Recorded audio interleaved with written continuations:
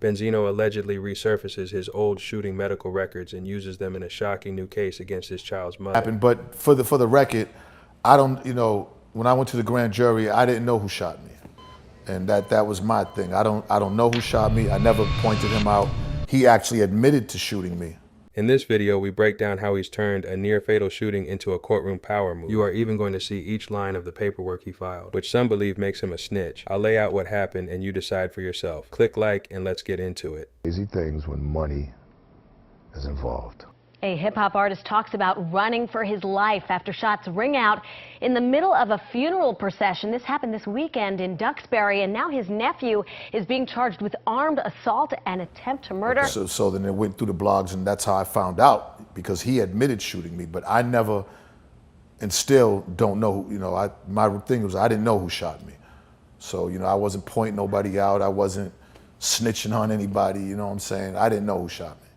And the arraignment of Guy Scott was very brief today. In fact, we got a lot more detail from court documents than from the arraignment itself. Not only does Guy Scott admit his role, admit to the shooting, he says he was acting in self-defense. If you point at somebody and saying he did it and he gets time, then yeah, you snitching on him. The hearing for 36-year-old Guy Scott lasted less than a minute, just long enough for the judge to decide to hold Scott without bail until a dangerousness hearing Wednesday. Scott is the nephew of rapper Raymond Scott, a.k.a. Benzino. Guy Scott is charged with armed assault with intent to murder his uncle Saturday as the funeral procession for Benzino's mother, Guy Scott's grandmother, moved along Route 3 in Duxbury. According to court documents, Guy Scott confessed to police, saying, quote, "I am the shooter who shot the guy in the red Jeep. He pulled up alongside me while I was traveling in a funeral procession and asked, 'You got a problem with me?' I shot at him. I was in fear for my wife and a baby." After being shot, we fast forward to July 12, 2024. A mom named Althea Eaton and a dad named Raymond Scott, better known as Benzino, went to court in DeKalb County. They were having a legal disagreement about following the rules for taking care of their son. Fast forward almost 2 years. The dad, Benzino, says that on this afternoon his 10-year-old son was getting off the school bus. Suddenly, the mom arrived in a car and took his son into the vehicle without telling him.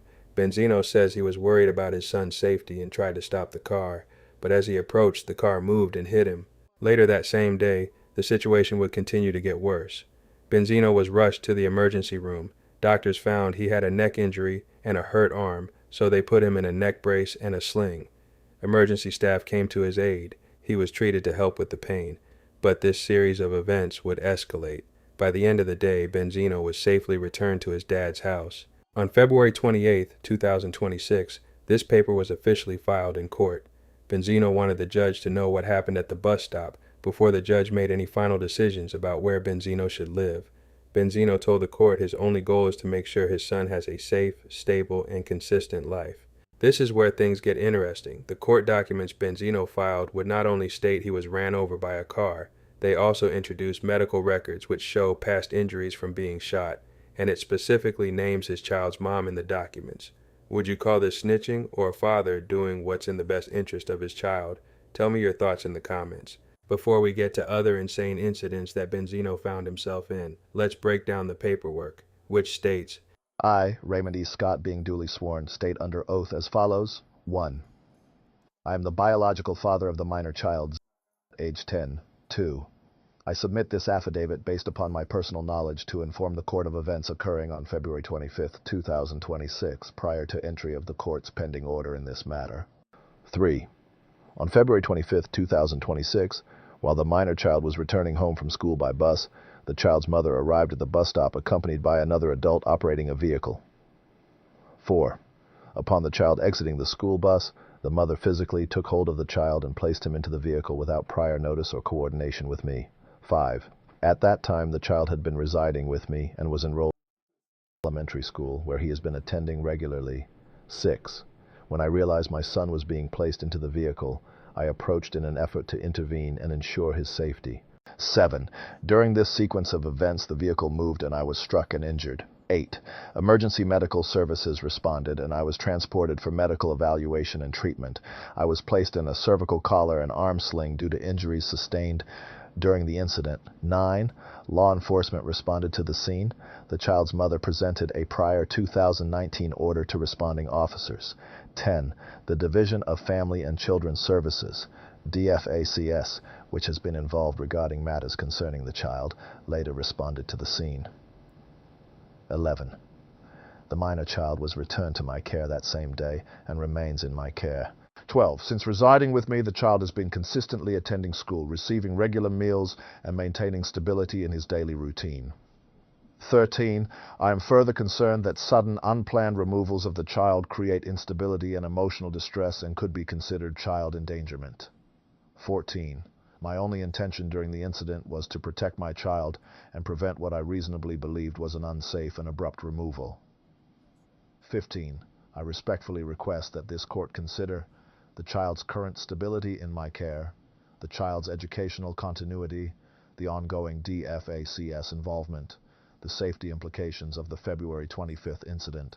16. I am willing to comply with all court-ordered requirements and to continue acting in the best interest of my child. 17. My sole objective is to provide a safe, stable, and consistent environment for my son. Clearly, Benzino's caught in a messy custody war with his son's mom over their child, and he's doing anything within his power, including those old shooting records, to protect him and fight back in court. Do you think he's wrong for weaponizing his past like that, or is it just smart strategy in a dirty game? Let's not forget, this isn't the first time he's been in insane situations like this. I can't believe this shit, yo. I can't believe this shit. I can't fucking believe this shit. Stop. I can't believe this shit. I know, just keep talking to me. They're not going to let you go down there with them.